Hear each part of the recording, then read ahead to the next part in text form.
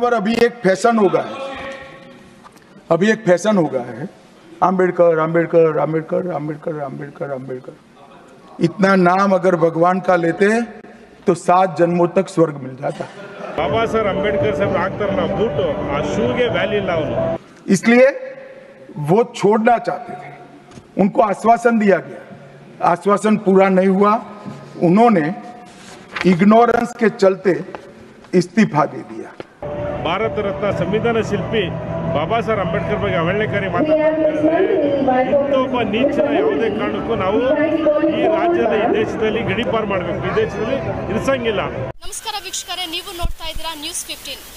ವೀಕ್ಷಕರೇ, ನಿಮಗೆ ಗೊತ್ತಿರೋ ಹಾಗೆ ಅಮಿತ್ ಶಾ ಅವರು ಏನು ಮಾತನ್ನು ಹೇಳಿದ್ದಾರೆ, ಎಂಥ ಲೈನ್ಸ್ ಅನ್ನು ಹೇಳಿದ್ದಾರೆ. ಇದೇ ಥರ ನಮ್ಮ ಭಾರತ ದೇಶದ ಜನರು ಹಾಗೂ ಕರ್ನಾಟಕ ರಾಜ್ಯದ ಜನರು ತುಂಬ ಕೋಪದಲ್ಲಿ ಇದ್ದಾರೆ. ಇಡೀ ರಾಜ್ಯನೇ ರಸ್ತೆನಲ್ಲಿ ಇದು ಪ್ರೊಟೆಸ್ಟ್ ಮಾಡ್ತಾವ್ರೆ. ಹಾಗೂ ಇದೇ ಥರ ನಮ್ಮ ಜೊತೆಗೆ ಇವತ್ತು ಪ್ರೆಸಿಡೆಂಟ್ ಪಿ ಮೂರ್ತಿ ಅವರಿದ್ದಾರೆ. ಬನ್ನಿ ಅವ್ರ ಜೊತೆ ಮಾತಾಡೋಣ. ಬಾಬಾ ಸಾಹೇಬ್ ಅಂಬೇಡ್ಕರ್ ಸಾಹೇಬ್ ಹಾಕ್ತಾರಲ್ಲ ಬೂಟು ಆ ಶೂಗೆ ವ್ಯಾಲ್ಯೂ ಇಲ್ಲ ಅವನು, ಅವನು ದೊಡ್ಡ ಕ್ರಿಮಿನಲ್. ಆಲ್ರೆಡಿ ಅವನು ಮರ್ಡರ್ ಕೇಸಲ್ಲಿ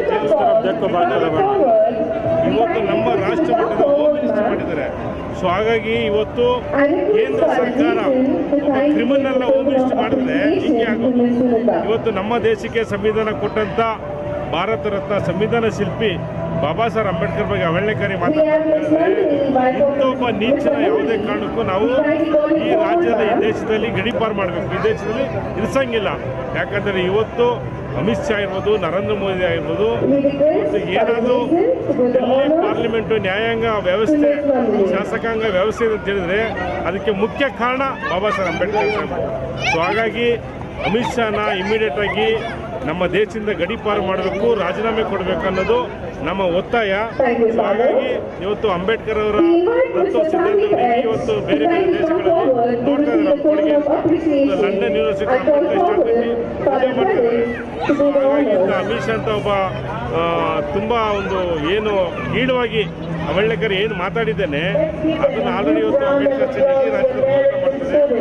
ಮತ್ತು ಮುಂದಿನ ದಿನಗಳಲ್ಲಿ ಅವನು ರಾಜೀನಾಮೆ ಕೊಟ್ಟಿಲ್ಲ ಅಂತ ಹೇಳಿದ್ರೆ ಇಡೀ ದೇಶದಂತ ಉಗ್ರ ಹೋರಾಟ ಆಗುತ್ತೆ. ನಮ್ಮ ದೇಶದ ರೋಲ್ ಮಾಡಲು ಬಾಬಾ ಸಾಹೇಬ್ ಅಂಬೇಡ್ಕರ್ ಸಾಹೇಬರು.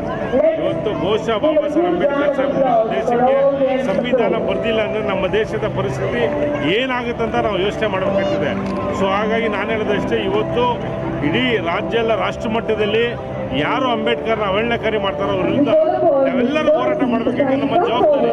ಈ ನೆಲದಲ್ಲಿ ಹುಟ್ಟಿದ್ದೀವಿ. ಬಾಬಾ ಸಾಹೇಬ್ ಅಂಬೇಡ್ಕರ್ ಸಾಹೇಬರು ಈ ದೇಶಕ್ಕೆ ದೊಡ್ಡ ಕೊಡುಗೆಯನ್ನು ಕೊಟ್ಟಿದ್ದಾರೆ. ಅಂಥ ಮಹಾನ್ ಭಾವಿಗೆ ಅವಹೇಳನಕಾರಿ ಮಾಡಿದಾಗ ಯಾವುದೇ ಕಾರಣಕ್ಕೂ ನಾವು ರಾಜ್ಯದ ಸಂದರ್ಭ ಅಲ್ಲ, ಪ್ರತಿಯೊಬ್ಬರು ಹೋರಾಟಕ್ಕೆ ಬರಬೇಕಂತ ನಾನು ಕೇಳ್ಕೊಳ್ತೀನಿ.